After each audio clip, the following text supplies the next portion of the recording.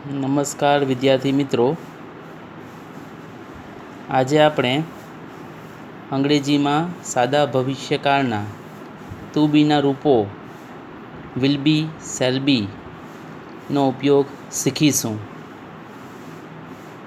ગયા તાસમાં આપણે સાદા વર્તમાનકાળના ટુ બીના રૂપો એમિઝાર અને સાદા ભૂતકાળના ટુ બીના રૂપો વોઝ વરનો ઉપયોગ શીખ્યા હતા.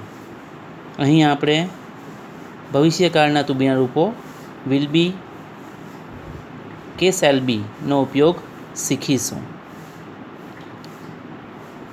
વિદ્યાર્થી મિત્રો, સાદા ભવિષ્યકાળના ટુ બીના રૂપોનો ઉપયોગ ક્યારે કરી શકાય તે વિશે જોઈએ. Note number 1. ભવિષ્યમાં કોઈ વસ્તુ, વ્યક્તિ કે પશુ પક્ષીનું અસ્તિત્વ હશે એવો દર્શાવવા માટે ભવિષ્યકાળના ટુ બીના રૂપો શેલ બી કે વિલ બીનો પુરુષવાચક સર્વનામ પ્રમાણે ઉપયોગ થાય છે. વિદ્યાર્થી મિત્રો, ભવિષ્યમાં કોઈ પણ વસ્તુ, વ્યક્તિ કે પશુ પક્ષીનું અસ્તિત્વ હશે એવો જો આપણે દર્શાવવો હોય તો આપણે સાદા ભવિષ્યકાળના ટુ બીના રૂપો વિલ બી કે શેલ બીનો ઉપયોગ કરવો પડે. નોટ 2.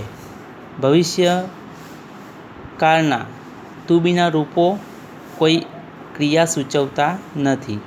એટલે વિલ બી ને શેલ બી એ કોઈ ક્રિયા સૂચવતા નથી, ફક્ત એ કોઈ પણ વસ્તુ, વ્યક્તિ કે પશુ પક્ષીનું અસ્તિત્વ દર્શાવે છે. અહીં શેલ બી કે વિલ બીનો અર્થ હશે કે થશે થાય છે. ત્યારબાદ વિદ્યાર્થી મિત્રો, પુરુષવાચક સર્વનામ સાથે ટુ બીના ભવિષ્યકાળના રૂપનો ઉપયોગ. પહેલો પુરુષ એકવચન આઈ શેલ અથવા વિલ બી એટલે હું હોઈશ કે થઈશ. પહેલો પુરુષ બહુવચન વી શેલ અથવા વિલ બી એટલે અમે હોઈશું અથવા થઈશું. બીજો પુરુષ એકવચન યુ વિલ બી તું હશે અથવા થશે. બીજો પુરુષ બહુવચન યુ વિલ બી તમે હશો અથવા થશો. ત્રીજો પુરુષ એકવચન he she it will be તે હશે, તેણી હશે, તે હશે. ત્રીજો પુરુષ બહુવચન ધે વિલ બી તેઓ હશે અથવા થશે. પહેલા પુરુષ એકવચન અને બહુવચન સાથે શેલ કે વિલનો ઉપયોગ તમે કરી શકો છો, પરંતુ બીજા પુરુષ એકવચન, બહુવચન, ત્રીજો પુરુષ એકવચન, બહુવચન સાથે વિલ બીનો જ ઉપયોગ થશે. ત્યારબાદ વિધાન વાક્યની વાક્ય રચના. સબ્જેક્ટ પ્લસ શેલ અથવા વિલ બી વત્તા ઓબ્જેક્ટ વત્તા અધર વર્ડ્સ. એક્ઝામ્પલ જોઈએ. હું ભવિષ્યમાં સારો ખેલાડી હોઈશ. ભવિષ્ય એ ભવિષ્યકાળ દર્શાવે છે. ભવિષ્યકાળનો આ સમયદર્શક શબ્દ છે. વાક્ય બનશે આઈ shall be a good cricketer in future. અહીં હોઈશ કે થઈશ છે એટલા માટે શેલ બીનો ઉપયોગ થશે.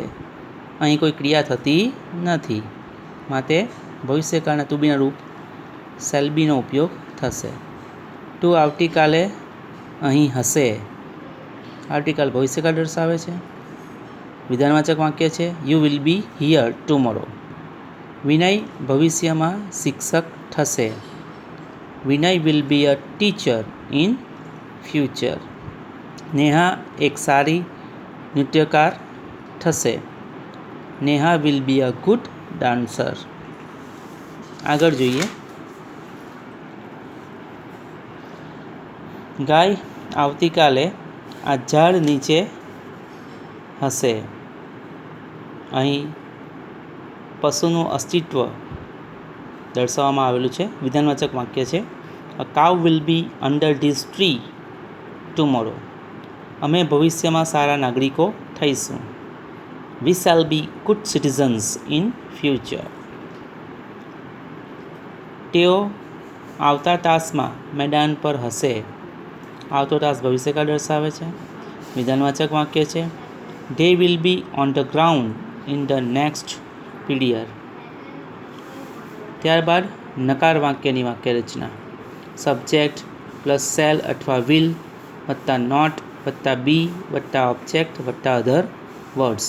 વિદ્યાર્થી મિત્રો, અહીંયા સેલ કે વિલ પછી નોટ મૂકીશું ને ત્યાર પછી બી આવશે. એક્ઝામ્પલ જોઈએ. હું ભવિષ્યમાં એક સારો ચિત્રકાર થઈશ નહીં. નકારાત્મક વાક્ય છે. અહીંયા કોઈ એક્શન થતી નથી, માટે ભવિષ્યકાળ ટુ બી રૂપનો ઉપયોગ થશે.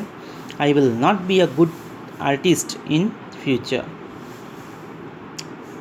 ટુ આવતીકાલે અહીં ન હશે. You will not be here tomorrow. માહી આવતીકાલે શાળામાં હશે નહીં. વ્યક્તિનું અસ્તિત્વ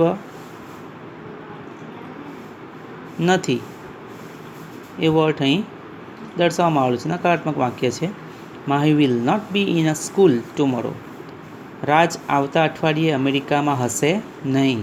રાજ will not be in America next week.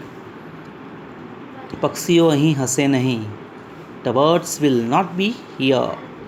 અમે આવતા મહિને વર્ગમાં હોઈશું નહીં. We shall not be in a class next month.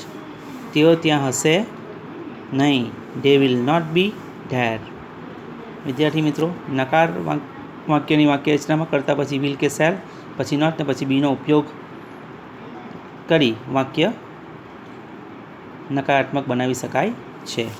ત્યારબાદ ઉલટ પ્રશ્નાર્થ વાક્યની વાક્ય રચના. વાક્યની શરૂઆતમાં વિલ કે સેલ વત્તા સબ્જેક્ટ વત્તા બી વત્તા ઓબ્જેક્ટ વત્તા અધર વર્ડ્સ, છેલ્લે ક્વેશ્ચન માર્ક. ઉલટ પ્રશ્ન વાક્ય છે એટલે વિલ કે સેલ એ વાક્યની શરૂઆતમાં આવશે, ત્યાર પછી સબ્જેક્ટ, ત્યાર પછી બી, પછી ઓબ્જેક્ટ અને ત્યાર પછી અધર વર્ડ્સ અને ક્વેશ્ચન માર્ક. એક્ઝામ્પલ જોઈશું. શું હું આવતા તાસમાં આચાર્યની ઓફિસમાં હોઈશ? આવતો તાસ ભવિષ્યકાળ દર્શાવે છે. હોઈશ થઈશ છે એટલે ભવિષ્યકાળ ટુ બી રૂપનો ઉપયોગ થશે. ઉલટ પ્રશ્ન વાક્ય સેલ કે વિલ વાક્યની શરૂઆતમાં આવશે. Shall I be in the principal's office in the next period. શું તું ભવિષ્યમાં ગાયક હશે? Will you be a singer in future. શું મનોજ આવતીકાલે તારા ઘરે હશે? ઉલટ પ્રશ્ન વાક્ય છે. વિલ વાક્ય શરૂઆતમાં આવશે. Will Manoj be at your house tomorrow. શું કવિતા મંચ પર હશે? Will Kavita be on a stage. શું ઉંદર પાંજરામાં હશે? Will a rat be in a cage. શું તેઓ આવતા તાસમાં પુસ્તકાલયમાં હશે? Will they be in a library in the next period. શું અમે આવતીકાલે નદી કિનારે હોઈશું? Shall we be on a river bank tomorrow. વિદ્યાર્થી મિત્રો, ઉલટ પ્રશ્નાર્થની વાક્ય રચનામાં વાક્યની શરૂઆતમાં વિલ સેલ, ત્યાર પછી જે કરતા હોય એ, પછી બી, પછી કર્મ અને પછી અન્ય શબ્દ, એટલે ક્વેશ્ચન માર્ક મૂકીને આપણે ઉલટ પ્રશ્ન વાક્ય બનાવી શકીએ છીએ. અહીં બધા જ વાક્યોમાં વિધાન વાક્ય હોય, નકળ વાક્ય હોય કે ઉલટ પ્રશ્ન વાક્ય હોય, એમાં કોઈ ક્રિયા થતી નથી. હોઈશું અને થઈશું આવે છે એટલે ભવિષ્યકાળના ટુ બીના રૂપો વિલ બી શેલ બીનો ઉપયોગ આપણે પુરુષવાચક પ્રમાણે કરીને આ ત્રણ વિધાન વાક્યની વાક્ય રચના, નકાર વાક્યની વાક્ય રચના અને ઉલટ પ્રશ્નાર્થ વાક્યની વાક્ય રચનાના વાક્યો બનાવી શકીએ છીએ. Okay, thank you.